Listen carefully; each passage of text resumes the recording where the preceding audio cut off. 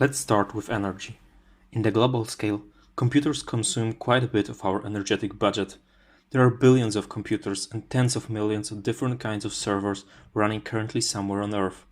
An average PC uses about 100 to 200 watts, and just as an example, if you have a relatively new machine and run it for, let's say, 10 hours a day on average, it will actually cost you about $200 per year just in electricity bills. These are not negligible numbers, and by some rough estimates, computers nowadays account for about 3% of the global energetic budget. One can obviously imagine that this percentage will continue to climb, as the need for computational power and data processing will indisputably grow, and we've learned from the history of the development of CPUs that there comes a point in which it becomes increasingly difficult to improve the energy efficiency of a single processing unit. An obvious way to increase the computing power is to increase the clock speed of the CPU. Unfortunately, this doesn't quite work from the energy efficiency perspective. You see, the energy consumed by the CPU is proportional to the product of the square of the provided voltage and the frequency of its clock. This leaves us with a cubic dependency of energy on frequency. Double the frequency and the energy dissipated will increase eightfold. Modern CPUs have already come to the point at which it is no longer reasonable to increase its clock speed. Suffice it to say that increasing them would dissipate way too much energy, and that some crucial parts of the CPU's internal architecture would simply cease to function properly. A much smarter move would be to introduce a second core to the CPU. One CPU with two cores, each running half the clock speed of the original CPU, would potentially be able to be as effective as only one original core, at the same time consuming way less energy.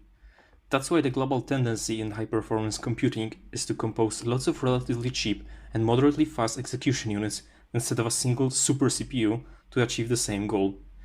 Of course, this approach only makes sense in scenarios in which the problem we are trying to solve is easily parallelizable.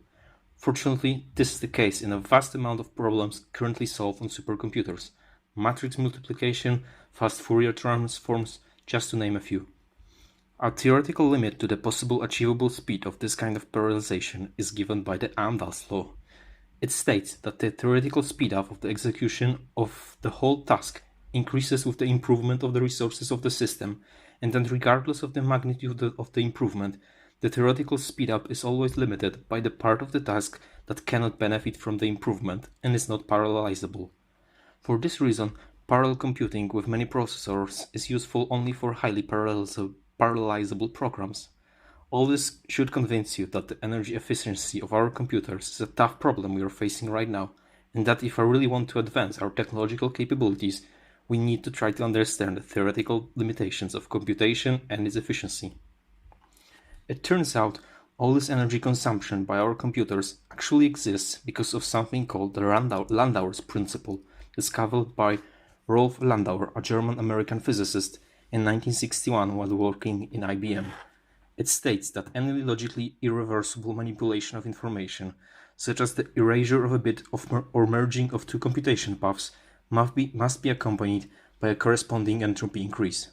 In other words, performing an irreversible computation has a fundamental cost in energy. You may ask, what is an irreversible computation? Well, just take a typical AND gate. It has two inputs, one output, and produces one, if and only if both its inputs are 1. Because three configuration of inputs, mainly 0, 0, 0, 1, and 1, 0, correspond to the same output, 0, the operation this gate performs loses information, and therefore is not reversible. If I gave you 0 on the output, you could be 100% sure that the output had to be 1, 1. But if I were to give you 0 on the output, you would have no chance to know what the input configuration was. As Landauer calculated, the minimal energy cost required to erase one bit of information is equal to k times t times the natural log of 2, where k is the Boltzmann constant and t is the temperature of the heatsink. Unfortunately, all of our PCs nowadays are based on this type of irreversible computations, and even though there's been tremendous efforts made to keep the computations per joule of energy dissipated as high as possible, Landauer's law implies that there's a still fundamental limit to this problem. There's another law, called Kumi's law, which describes a long-term trend in the history of computing hardware. It states that at a fixed computing load, the amount of battery you need will fall by a factor of 2 every year and a half. This trend has been remarkably stable since the 1950s. However, in the recent years, it has slowed down, and it's been estimated that by the year 2050, it will totally stop as we reach the limit postulated by Landauer. But fear not, there is still hope. A so-called logically reversible computation model, in which no information is erased, may in principle be carried out without releasing any heat. This has led to considerable interest in the study of something called reversible computing. To be precise, a discrete deterministic computation process is said to be logically reversible if the transition function that maps old computational states to new ones is a one-to-one function, so that the output logical states uniquely determine the input logical states of the computational operation. In order to visualize this, imagine you have a machine that takes as its input two numbers and produces as its output the sum of these numbers. Clearly, this machine performs an irreversible computation, since there is an infinite number of ways to combine two numbers so that their sum is equal to a given value. However, if you were to add a second output to this machine, which would always produce the difference of these input numbers, this machine would then turn out into a fully reversible machine. Since the sum and the difference of two unknown numbers, you can always easily figure out what the numbers must have been in order to produce such results.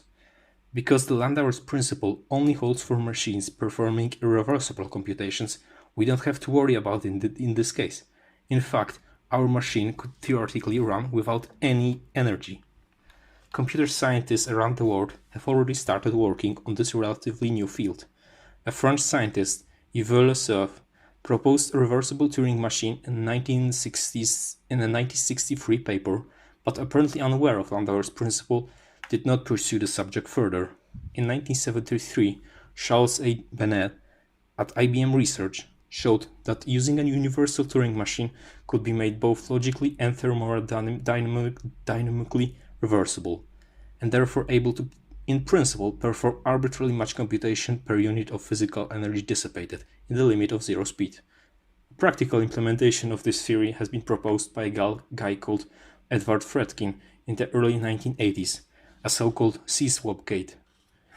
It's a universal computational circuit suitable for reversible computing. The Fredkin gate is a circuit or device with three inputs and three outputs that transmits the first bit unchanged and swapped the last two bits if and only if the first bit is 1. You may have noticed a similarity between this Fredkin gate and our sum and difference producing gate mentioned earlier. They both have the same number of inputs and outputs. Well, it turns out a reversible gate can't have less outputs than inputs. There's even a whole programming language called Janus, which allow you to write programs entirely based on reversible logic. We could, theoretically, automate this process of translating current classical irreversible source codes into their reversible counterparts, but as always, this automated process would not guarantee to give always the best results. Much better results can only be achieved by designing algorithms and programming reversibly from the start. There are entirely new fields emerging in computer science in the recent years, in which scientists try to work out what are the theoretical minimal energy costs of running specific algorithms. In some sense, all currently known algorithms can be made fully reversible. However, as with everything in computer science, we have a fundamental trade-off.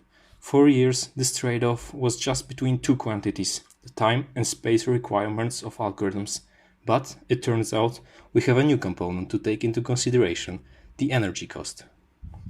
If all this were not enough, there's still one fundamental limit nature has set in front of us, the uncertainty principle. Let me know in the comments below if you would like to hear something about it in the next videos. Thanks for watching.